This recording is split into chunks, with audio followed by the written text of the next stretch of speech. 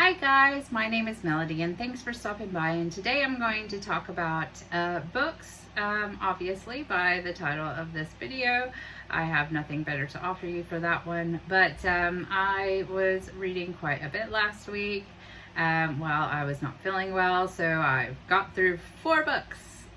Go me. But anyway, so the book that I read, well, I listened to it on Audible because it's hard to read when you're in pain, but anyway, is Such a Fun Age by Kiley Reid.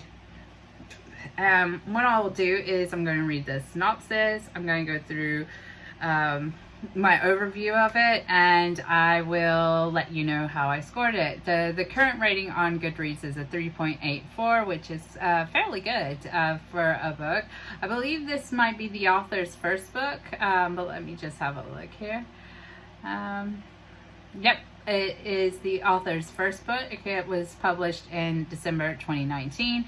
It was actually on Audible as a 2-for-1, so I went down the reading list and thought this is something I would like to listen to. I like to listen to novels, fiction, and other course. Well, I listen to pretty much anything normally in the car, but I haven't been going much anywhere lately. But anyway, so it's Such a Fun Age by Kiley Reid again, and I'm going to read to you the synopsis, which basically tells you the premise for the story starting up, and then I'll just go through some observations about the story and give you what I rated it and why I've rated it that. Okay, so in the midst of a family crisis one late evening, white blogger Alex Chamberlain calls her African-American babysitter Amira, asking her to take toddler Briar to the local market for distraction. There, the security guard accuses Amira of kidnapping Briar, and Alex's efforts to right the situation turn out to be good intentions selfishly managed. So we've got like a problem that occurs fairly quickly in the book, and then it goes and there's bigger problems there.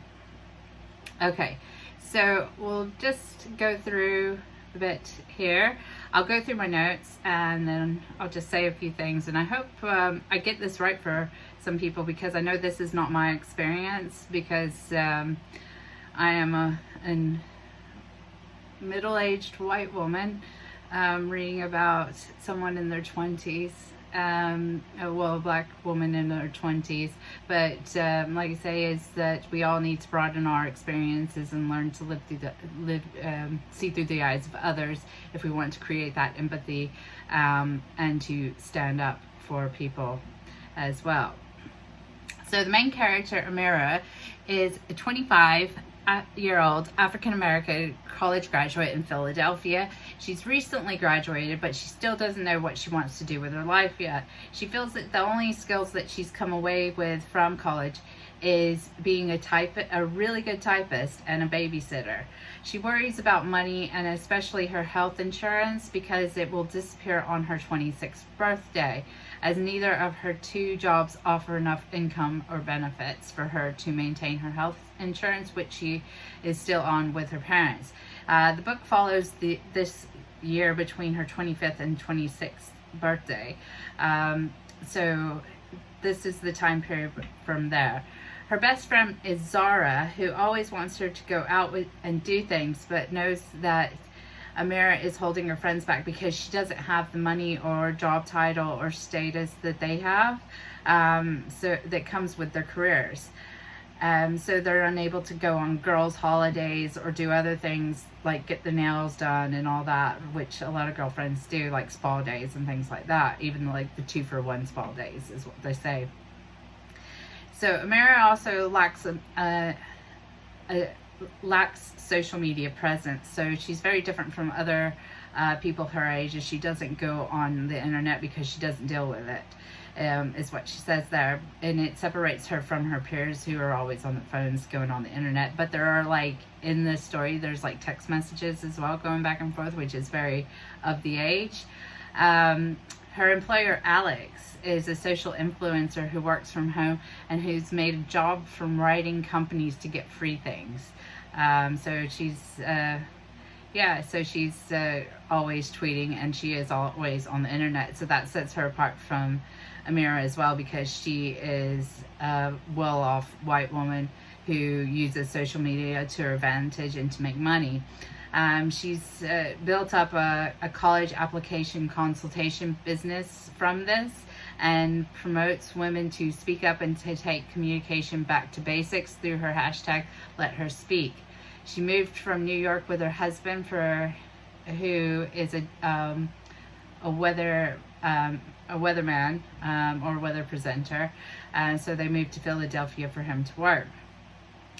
So they're very wealthy. They lived in a very affluent white neighborhood, or mostly white neighborhood. It doesn't actually tell you exactly where they live, I don't think, but they do live in a very affluent neighborhood where the presence of a black woman would probably get people stared at and sort of thing, because we all know that this does happen, which is quite good, because the book is actually getting it in a relatable context that we have seen this happen with all the videos and social media going on at the moment, where people are blatantly racist to black people, Asian people, just about them being there at the moment. So it's a very timely book, this one.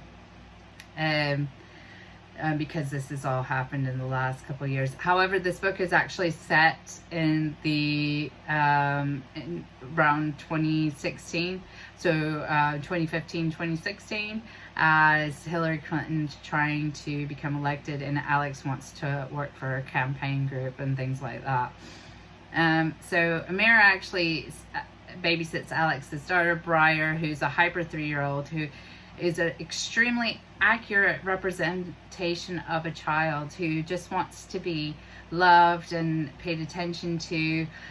She gets on her mother's nerves by asking her too many questions, but it's the same thing that all 3-year-olds do. She's just a normal child who just wants her parents to love her. And the worst thing is that Alex has this baby that she cares more about than her own daughter.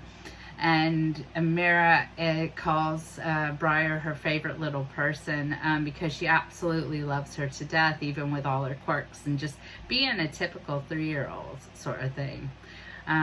But her mother leaves it to Amira to basically raise her own child.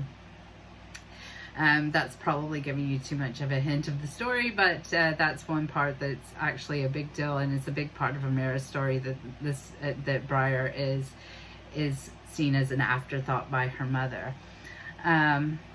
So as we know, she's gone to the local market in this influential white neighborhood, and then her and her friends are there, and they have this impromptu dance party with Briar to make her happy, to keep her entertained in the middle of the store. And this is where a white woman comes in, and she tells the security guard, and they ask her where her mother is and who she is, and basically give her the 3rd degree, even though she has said that she is babysitting this child and that this is her employer's child. There's one point where the security guard completely ignores Amira and tries to talk to a 3-year-old in regards to this. Now, I know that 3-year-olds can be somewhat articulate, but you don't ignore the adult the 3-year-old is with. She even says that she will call the parents and things like that.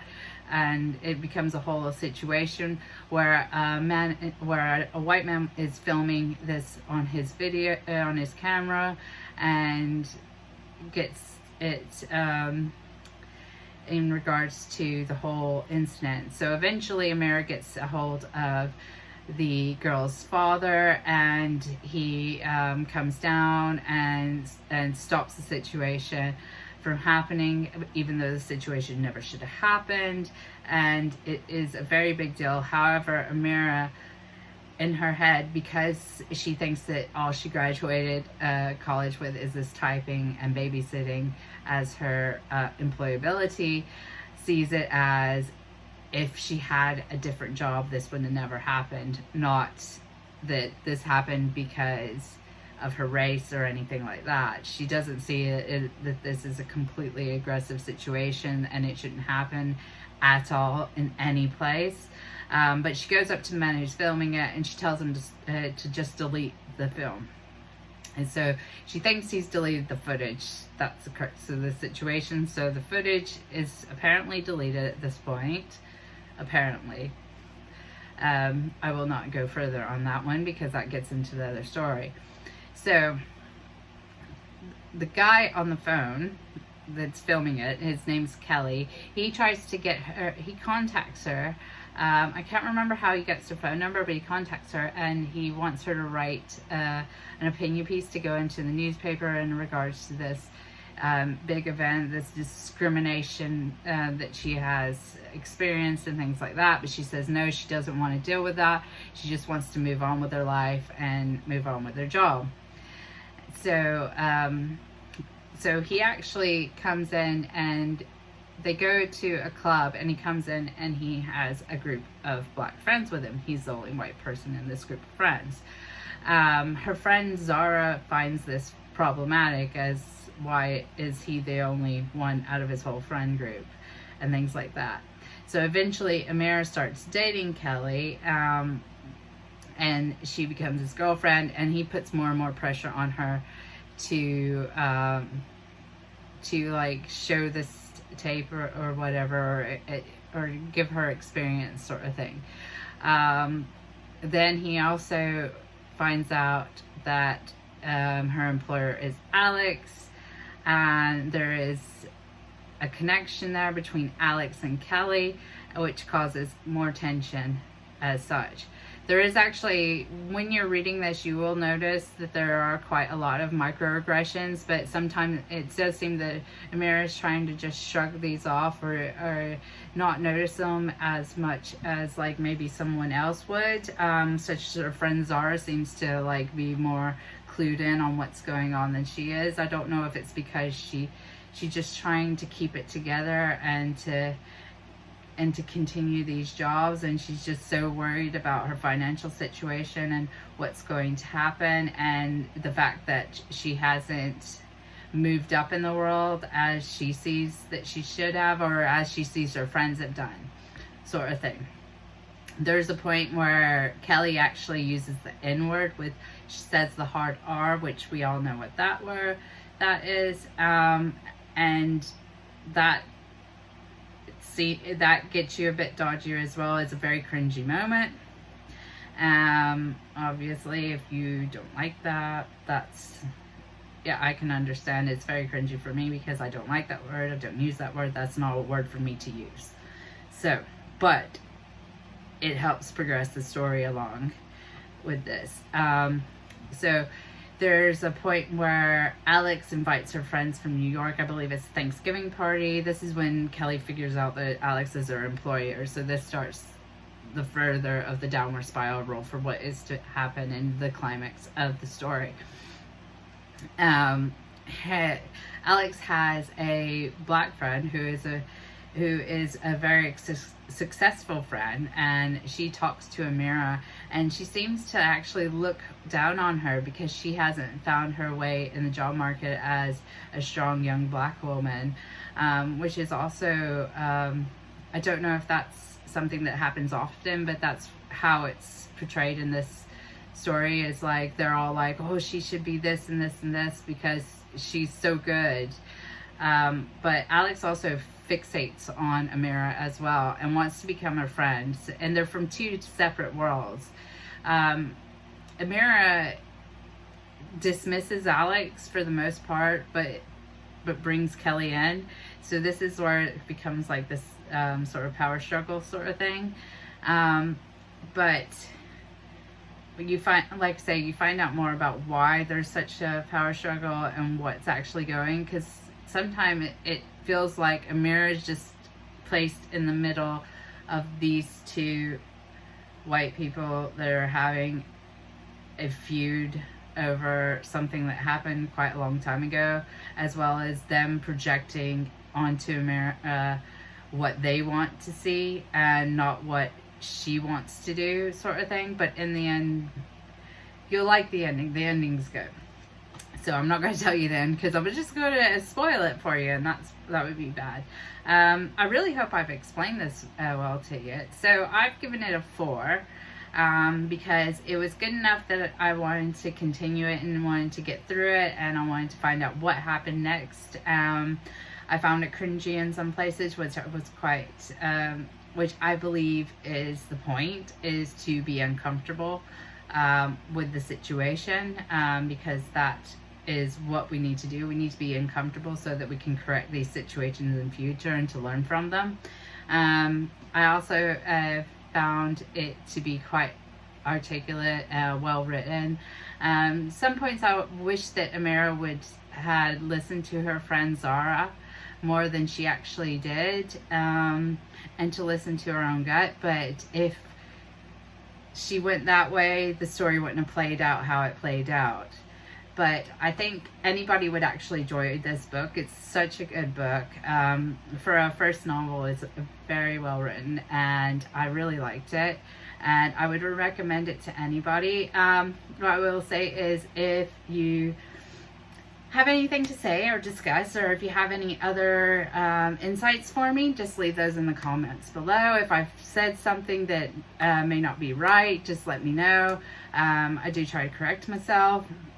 In the description bar, as per normal, there will be some links to some actions that you can take in support of Black Lives Matter.